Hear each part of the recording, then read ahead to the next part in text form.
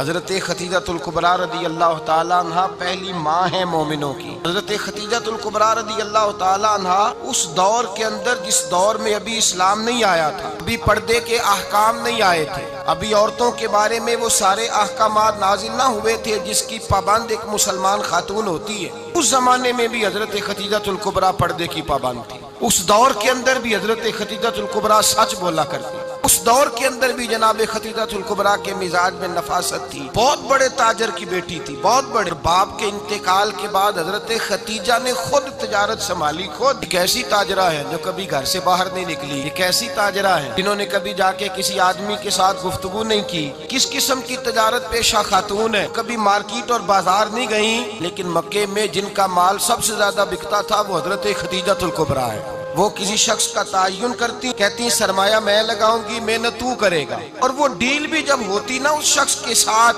تو وہ بھی ڈائریکٹ حضرت خدیجہ نہ کرتی کہ آپ کی یہ خادمہ تھی حضرت نفیسہ، بعد میں وہ مسلمان، ان کی ذمہ داری ہوتی۔ وہ خاتون جا کر اس آدمی سے گفت و شنید کرتی، حضرت خدیجہ کا مال لے کے لوگ جاتے۔ مکے میں جب سب لوگوں کا نقصان ہوا نا، جس سال، جناب نفیسہ کہتی ہیں جس سال سارے مکے والوں کا مال ڈوب گیا، حضرت خدیجہ کو اس سال بھی اللہ تعالیٰ نے 11 گنا نفع عطا فرمایا، اس سال بھی بڑا نفع دیا، حالانکہ تجارت کے ساتھ نہیں، ابتدا اسلام میں۔ اور پھر عجیب بات یہ ہے کہ 2 دفعہ شادی ہوئی، 2 دفعہ بیوہ ہوئی۔ وہ بیٹے تھے حضرت خدیجہ کے، نبی پاک صلی اللہ علیہ وسلم سے قبل اب کے 2 بیٹے تھے، ہند اور حالہ، دونوں مسلمان ہوئے، دونوں حضور کے صحابی ہوئے۔ 2 شہزادے تھے حضرت خدیجہ کے، 2 دفعہ پہلے شادی ہوئی، دونوں خامد انتقال کر گئے کہ بڑے بڑے۔ اور حضرت خدیجہ بنو قریش میں سے ہیں، 3-4 نسلیں اوپر جا کر ان کا خاندان نبی پاک صلی اللہ علیہ وسلم کے ساتھ مل جاتا ہے۔ حضرت خدیجہ کا 2 دفعہ نکاح ہوا، آپ بیوہ ہو گئی، دونوں دفعہ خامد وصال کر گئے۔ بڑے بڑے مکے کے سرداروں نے پیغام نکاح دیا، حضرت خدیجہ خاموش رہی، نکاح نہیں کیا۔ لوگوں نے بڑی وجوہات بیان کی، الگ الگ باتیں لکھی۔ شیخ محقق شاہ عبد الحق محدث دہلوی فرماتے نہیں، اصل بات اور تھی۔ عرب کے اندر سال کے بعد عورتوں کا ایک میلہ لگتا تھا خانہ کعبہ کے پاس، صرف عورتیں اکٹھی ہوتی تھی، میلہ لگا ہوا تھا۔ ایک قرآن جاننے والا یہودی عالم بھی آیا ہوا تھا، وہ بیبیوں کے مجمع پہ نظر ڈال کے کہنے لگا، بیبیوں مرد کا کام تو کوئی نہیں عورتوں کے مجمع میں بات کرنا، لیکن میں تمہیں ایک پیغام دینے لگا ہوں، اللہ کے آخری رسول جو مکے میں پیدا ہونے والے ہیں ان کے آنے کا وقت قریب آ گیا ہے۔ وہ بیوی بڑی خوش نصیب ہوگی جنہیں ان کی رفاقت ملے گی۔ عورتوں نے جب دیکھا کہ مرد آ گیا عورتوں کے میلے میں تو انہوں نے ڈانٹا جھڑکا، کہا چل اٹھا اپنی کتابیں اور نکل جا۔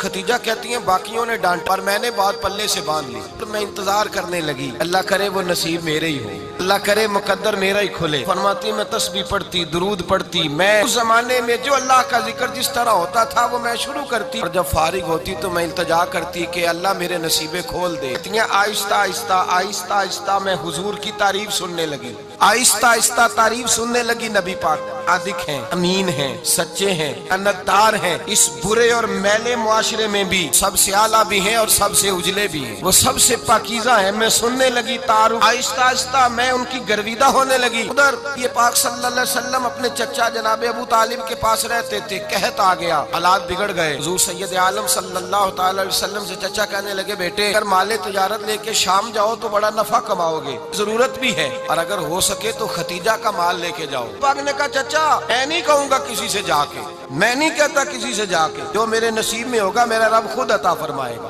میں نہیں کہوں گا۔ مصطفیٰ نے تو نہیں کہا۔ حضرت خدیجہ رضی اللہ تعالیٰ عنہ کہتی ہے میں نے خود اپنی خادمہ کو بھیجا، میں نے کہا جا کے پوچھو تو صحیح کہ میرا مال قبول ہوتا بھی ہے کہ نہیں، پوچھو۔ نبی پاک صلی اللہ علیہ وسلم سے پوچھا، حضرت خدیجہ کی خواہش ہے کہ آپ مال لے کے جائیں، حضور نے قبول کر لیا۔ جناب خدیجۃ الکبریٰ رضی اللہ تعالیٰ عنہ کے غلام تھے، میسرہ ان کا نام تھا۔ خدیجہ نے ان کو ساتھ بھیجا، فرمایا 3 باتیں ارشاد فرمائی۔ ایک تو فرمایا سارا رستہ غور سے دیکھنا میرے نبی کے ساتھ کیا معاملات درپیش ہوتے ہیں، ابھی اعلان نبوت نہیں کیا، فرمایا ذرا غور کرنا، میرے مصطفیٰ کا مطالعہ کرنا اور مجھے واپس آ کے سبق سنانا، وہ جو تم نے چہرہ بددعا کی تلاوت کی ہو ذرا مجھے واپس آ کے سنانا، ذرا جا کے نا تلاوت کرنا اور مجھے اور دوسرا فرمایا تم میرے غلام ہو تو مصطفیٰ کے بھی غلام بن کے رہنا، میں سنتی ہوں کہ کردار کے، افکار کے، نظریات کی، عظمت کے بلند و بالا کیسے کہیں ویسے کرنا۔ اور تیسری حضرت خدیجہ نے نصیحت فرمائی، فرمایا محمد ابن عبداللہ صلی اللہ علیہ وسلم کی رائے سے اختلاف نہ کرنا، یہ چلتے ہوئے معاہدہ کیا، جو وہ کہہ دے سو کر جانا۔ غلام کہتے ہیں میں ساتھ گیا،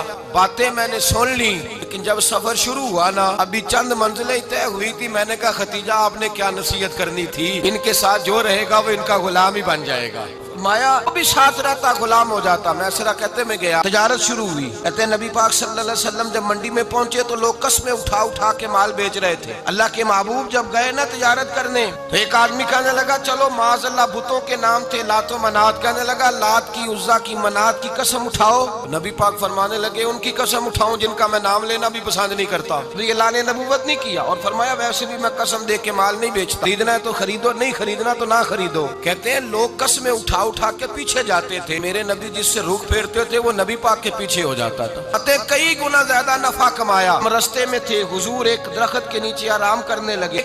ईसाई राहब गार में बैठा था, निकल के आ गया, मुझसे कहने लगा मुझे वो जानता था। मैं सरा ये किसको साथ लाए, ये कौन है? मैंने कहा अहले कुरैश के एक मुअज़्ज़ज़ आदमी है। कहने लगे यार जिस दरख्त के नीचे ये लेटे हुए हैं यहाँ आम आदमी नहीं लेट सकता, यहाँ वही लेटेगा जो अल्लाह का सच्चा रसूल होगा। यहाँ दूसरा कोई लेट ही नहीं सका, ये रसूल है, इनका ख्याल रखना। काश उस वक्त तक जिंदा रहूं जब ये नबूवत का ऐलान करें। मैसरा कहते हैं मैं गुलाम हो गया। नबी पाक सल्लल्लाहु अलैहि वसल्लम की अदाएं मुझे भाने लगी। जब वापसी पे निकले तो गर्मी बड़ी शदीद थी। फरमाते हैं जब धूप तेज होती तो बादल का साया आके हुजूर पे साया कर देता। अल्लाह जाने कहाँ बैठ के लोगों ने किताबें पढ़ी हैं जो कहते हैं 40 साल के बाद नबी बने थे। पता नहीं कहाँ बैठ के किताबें पढ़ी हैं। हमने तो जो सीरत पढ़ी है वो बताती है तेरी हयाते पाक का हर लम्हा पैगंबर लगे, हर लम्हा पैगंबर लगे। यहाँ तो वो लोग जो कई साल पहले 20 और 25 साल पहले सैयद आलम सल्लल्लाहु अलैहि वसल्लम की रफाकत में रहे, वो ऐलान कर, लोग पता नहीं कहाँ बैठ के किताबें पढ़ते हैं। नबी पाक से सहाबा ने पूछा हुजूर आप कब नबी थे? मैं अभी आदम की मट्टी गूंदी जा रही थी, अभी आदम की मट्टी गूंदी जा रही थी, मैं तब भी अल्लाह का रसूल था। भाई नबी रहमत आलम सल्लल्लाहु अलैहि वसल्लम के गुलाम हजरत खतीजा के गुलाम कहते वापस आया। और पहले भी कई दफा हजरत खतीजा का माल गया था, बड़े नफे आए थे, पर जो नफा इस साल आया वो पहले कभी नहीं आया था। कहते हैं मुझसे हजरत खतीजा की सहेली भी बैठी थी, मैं भी आ गया। और जनाब खतीजा की सहेली कहने लगी चल माल के बारे में कुछ बता, कितना बिका? मैंने कहा माल छोड़ो, मुस्तफा की सुनो। और फिर कहती चलो ठीक है, बादल साया करता था, चलो ठीक है। उनसे राहब ने पूछा था ये सही है, उन्होंने तेरी सारे रस्ते बड़ी खिदमत की, तेरा बड़ा ख्याल रखा, पर ये भी बता तजारत कैसे हुई? मैसरा कहने लगा जिंदगी मैंने भी सारी गुजार दी है, इस रसूल के साथ 4 दिन ही गुजारे हैं। भाई मुझसे और कुछ ना पूछो, और कुछ ना पूछो, आ मेरे दिल आमिना के लाल की बातें करे, कुछ ना पूछो, बस जिक्र उनका छेड़िए हर बात पर, छेड़ना शैतान का आदत कीजिए, बस मुझे हुजूर के तज़किरे बयान करने हैं, जिक्र मुस्तफा करना है। हज़रत खतीजतुल कुबरा बड़ी मुतासर हुई, कहती है मुझे दर्जनों लोगों ने पैगाम निकाह दिया था पर मैंने सुनी नहीं थी। मैंने नफीसा के हाथ पैगाम भेजा, मैंने कहा मेरी उम्र 40 साल है, उनकी 25 साल और मेरा हवाला और तरह का है, वो शहनशाह है, जाके पूछो तो सही, भला मैं कबूल होती हूँ? पूछो। नफीसा कहती है मैं आई तो वो खातून जिनके लिए लोग बड़े बड़े कुरैश पैगाम देते थे, पैगाम लेके आई। तो रसूल पाक ने अजीब रंग बयान किया अपनी सीरत। जब मैं पहुंची ने कहा खतीजा निकाह करना चाहती। नफीसा कहती है मेरा ख्याल था कि कोई और होता तो कुर्सी से उठ खड़ा होगा, फौरन कहेगा अच्छा जल्दी करो, बात करो। जब मैंने आके कहा ना हुजूर खतीजा निकाह करना चाहती है, तो नबी पाक ने मेरी तरफ देखा, फरमाया वो कहती है कि तुम कहती हो? अब वो कहती है। हुजूर ने फरमाया ठहर जाओ, मैं अपने चचा से पूछ के बताऊंगा, मैं मशवरा करूंगा, मैं पूछ के बताऊंगा। कि मेरे मुस्तफा ने अपनी उम्मत को ये दर्स दिया है, हाँ निकाह करना चाहती हूँ, फरमाया चचा से पूछ के बताऊंगा। खतीजा रदी अल्लाह ताला अन्हा कहती है उन्होंने पूछा, जनाब अबू तालिब कहने लगे ये तो खुशकिस्मती है कि हमें ऐसी बहू मिल जाए जिसके किरदार में, अफकार में, नजरियात में इतनी नफासत। मुस्तफा करीम के साथ निकाह हुआ, बान जाए। हजरत खतीजतुल कुबरा की शादी हुई। भाई बड़ा मुश्किल होता है, बड़ा मुश्किल होता है अपने आप को ढालना। जनाब खतीजा की जिंदगी उठा के देखो, मैं ये नहीं कह सकता वो करोड़पति थी,